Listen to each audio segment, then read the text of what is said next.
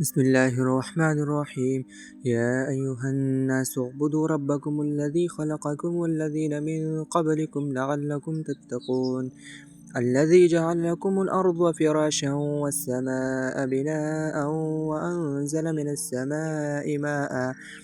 وأنزل من السماء ماء فأخرج به من الثمرات رزقا لكم فلا تجعلوا لله أندادا وأنتم تعلمون. وإن كنتم في ريب مما نزلنا على عبدنا فأتوا بسورة من مثله ودعوا شهداءكم من دون الله إن كنتم صادقين. فإن لم تفعلوا ولن تفعلوا فاتقوا النار التي وقودها الناس والحجارة أعدت للكافرين. وبشر الذين آمنوا وعملوا الصالحات أن لهم جنات تجري من تحتها الأنهار كلما رزقوا منها من ثمرة رزقا قالوا هذا الذي رزقنا من قبل وأتوا به متشابها ولهم فيها أزواج مطهرة وهم فيها خالدون.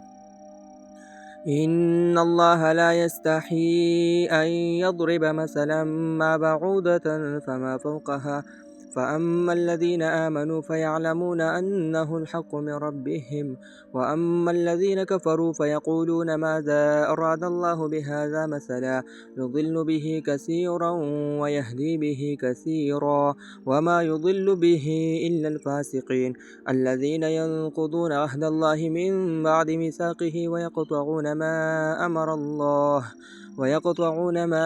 أمر الله به أن يوصل ويفسدون في الأرض أولئك هم الخاسرون. كيف تكفرون بالله وكنتم أمواتا فأحياكم ثم يميتكم ثم يحييكم ثم إليه ترجعون.